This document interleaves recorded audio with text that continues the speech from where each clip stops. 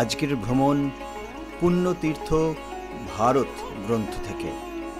এটি বেলুড় মঠের সংঘাধ্যক্ষ কর্তৃক সর্বস্বত্ব সংরক্ষিত। রচনা রামকৃষ্ণ সংঘের প্রয়াত সন্ন্যাসী স্বামী দিব্যাত্মানন্দজি মহারাজ।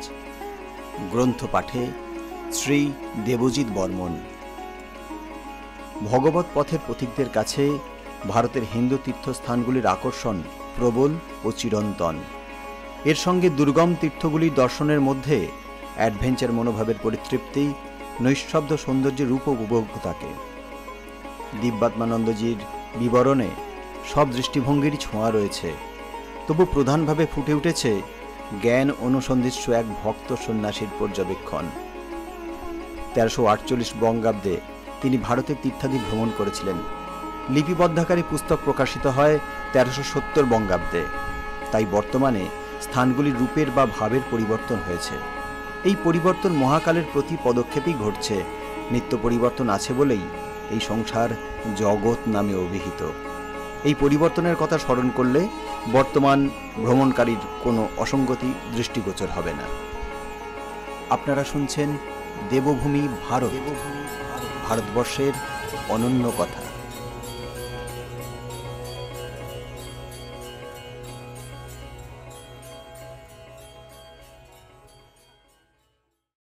পুণ্যতীর্থ ভারত গ্রন্থে আজকের তীর্থ চন্দ্রনাথ। পূর্ববঙ্গের, বর্তমানে পূর্ব পাকিস্তানের একটি প্রসিদ্ধ তীর্থস্থান চন্দ্রনাথ। চট্টগ্রাম জেলার অন্তর্গত পাহাড়ের উপর চন্দ্রনাথ শিবের মন্দির। এই পাহাড়ের উচ্চতা মাত্র 1115 ফুট। পূর্বে শিব চতুর্দশীতে নানা দেশ হইতে হাজার হাজার যাত্রী আসিয়া শিবের দর্শন ও পূজা অর্চনায় শান্তি লাভ করিয়া যাইত। কলিকাতা হইতে ট্রেনে গোয়ালন্দ আসিয়া স্টিমারে পদ্মা ও মেঘনা অতিক্রম করিয়া চাঁদপুরে আসিতে হয়। চাঁদপুর হইতে চট্টগ্রাম মেলে লাকসাম হইয়া সীতাকুণ্ড স্টেশনে নামিতে হয়। কলিকাতা হইতে সীতাকুণ্ড 250 মাইল। স্টেশন হইতে চন্দ্রনাথ পাহাড়ের পাদদেশ প্রায় 2 মাইল। গল্প শুনিয়াছি যে মহাত্মা না হইলে, পুণ্যাত্মা না হইলে হাজার সিঁড়ি অতিক্রম করিয়া শিবের দর্শন পাওয়া যায় না। আর সীতাকুণ্ডের জলের উপর অনবরত আগুন জ্বলিতেছে, ওই জলও স্পর্শ করিতে পারে না। এইসব শুনিয়া চন্দ্রনাথ দর্শনের বাসনা জাগিয়া উঠিল। কয়েকজন বন্ধুসহ শিব চতুর্দশী উপলক্ষে চন্দ্রনাথ দর্শনে যাত্রা করিলাম। লাকসামে গাড়ি বদল করিয়া ভোরবেলা সীতাকুণ্ডতে আসি। কোনো পরিচিত জায়গা ছিল না যে 2 দিন থাকিতে পারি। স্টেশন হইতে চন্দ্রনাথ পাহাড়ের পাদদেশে আসিয়া দেখি রাস্তার ডান দিকে শম্ভুনাথ শিবের পূজারীর বাড়ি যাত্রীতে পরিপূর্ণ। বহু যাত্রী আশ্রয় লইয়াছে, থাকিবার ব্যবস্থাও ভালো। বাম দিকে একটি ছোট পাহাড়ের উপরে ব্রহ্মানন্দ গিরি মহারাজ নূতন আশ্রম করিয়াছেন। যাত্রীদের থাকার ব্যবস্থা আছে। এখানেও স্থানাভাব। 3-4 জন সন্ন্যাসী আশ্রমের কাজকর্ম করিতেছেন।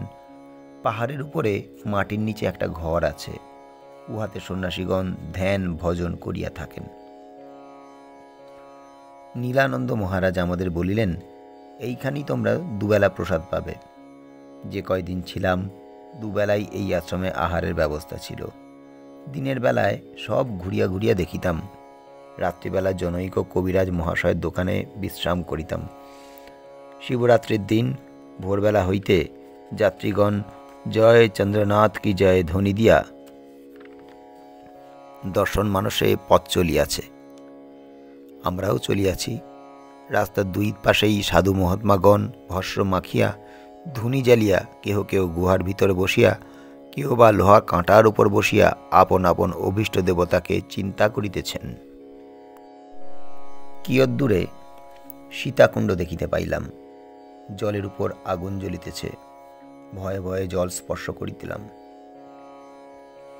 ভাবিয়াছিলাম হয়তোবা আগুন নিভিয়া যাইবে, কিন্তু তাহা না হওয়ায় মনে আনন্দ হইল। আগুন মাঝে মাঝে জ্বলিয়া থাকে, তাই যাত্রীদের ভয় যে পুণ্যাত্মা না হইলে আগুন নিভিয়া যায়। আরও কিছু দূর উপরে উঠিয়া শম্ভুনাথের মন্দির। মন্দিরটি বেশ বড়। নিত্য পূজা ও ভোগরাগের ব্যবস্থা আছে। আজ শিবরাত্রি, তাই সারাদিন যাত্রীরা শম্ভুনাথের মাথায় জল ঢালিতেছে ও পূজা করিতেছে। দর্শনান্তে আরও চড়াই করিয়া বাম দিকের পাহাড়ের গা দিয়া ঘন জঙ্গলের পথে যাত্রীরা চলিয়াছে। আমরাও পশ্চাৎ অনুসরণ করিলাম। পথটা তেমন ভালো নয়। কিছু দূরে গিয়া ঊনকোটি শিবের বাড়ি আসিলাম। এখানে কোনোই মন্দির নাই। পাহাড়ের গায়ে অগণিত ছোট ছোট শিবলিঙ্গ রহিয়াছে।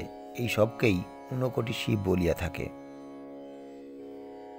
দর্শনের পর আবার জঙ্গলের মধ্য দিয়া চড়াই করিয়া চলিয়াছি। প্রায় 1 মাইল পাহাড়ের গায়ে গায়ে চলিয়া বিরূপাক্ষ শিবের মন্দিরে আসিলাম। এখানে মন্দিরটি ছোট।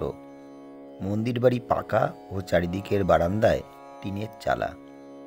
পূজারীরা নিত্য সকালে পূজা করিয়া যায়। মন্দির হইতে সমতল ভূমি ও দূরে সমুদ্রের দৃশ্য দেখা যায়। আরও প্রায় 1 মাইল চড়াই করিয়া চন্দ্রনাথ শিবের মন্দিরে আসি। ইহা পাহাড়ের শিখর দেশে অবস্থিত। মন্দিরটি পাকা, চারিদিকের বারান্দায় টিনের চালা, বিশেষ বড় নয়। এখানেও পূজারীরা নিত্য সকালে আসিয়া পূজা করিয়া যায়। চন্দ্রনাথের দর্শন ও স্পর্শন করিয়া মনে খুবই আনন্দ হইল। মন্দির হইতে চারিদিকে দৃশ্যাদি অতি সুন্দর। দূরে বঙ্গোপসাগরের সুনীল জলরাশি শোভাও অতি মনোরম। দর্শনান্তে সিঁড়ি অতিক্রম করিয়া নিচে আসিতে হয়। সিঁড়িগুলি ইটের তৈরি, প্রায় 6 ফুট লম্বা, 1 ফুট চওড়া ও 10 ইঞ্চি উঁচু। সব সিঁড়ি সমান মাপের নয়। একসঙ্গে বহু সিঁড়ি অতিক্রম করিতে হইলে হাঁটুতে বেশ ব্যথা হয়। কেউ কেউ আবার প্রথমেই চন্দ্রনাথ দর্শন করিবে বলিয়া সিঁড়ি চড়াই করিতে আরম্ভ করিয়াছে। তাহারা অল্প সময়ে খুব ক্লান্ত হইয়া পড়িয়াছে। আমাদের জিজ্ঞাসা করিল, আর কত দূর? তাহাদের মনে সান্ত্বনা দিবার জন্য বলিলাম, আর বেশি দূর নাই। কিছুক্ষণ বিশ্রাম করিয়া তাহারা আবার রওনা হইল। আর জয় চন্দ্রনাথ কি জয় এই ধ্বনি দিয়া চলিল। আমরাও বিশ্রাম করিতে করিতে চলিয়াছি। নিচে আসিতে বেশ বেলা হইয়াছিল। গিরিজির আশ্রমে প্রসাদ গ্রহণ করিয়া সেদিনকার মতন বিশ্রাম করিলাম। পরদিন সকালে 2 মাইল উত্তর দিকে আসিয়া সহস্রধারায় স্নান করিলাম। বহু যাত্রীও স্নান করিতে আসিয়াছে। পাহাড়ের উপর হইতে একটি ঝর্ণা পড়িতেছে। বর্ষাকালে বেশ জোরে জল পড়ে। গ্রীষ্মকালে জলের ধারা একটু কমিয়া যায়। স্নানের পর ফিরিয়া আসি। সন্ধ্যায় শম্ভুনাথকে দর্শন করিলাম। পরদিন 6 মাইল দক্ষিণে বারবাকুণ্ড দর্শন করিয়া আসি। এখানেও জলের উপর আগুন জ্বলিতেছে।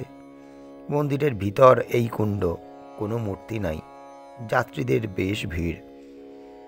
বারবাকুণ্ড স্টেশন হইতে এই স্থান প্রায় 2 মাইল। দর্শনের পর পথে আহারাদি করিয়া ট্রেন ধরিলাম।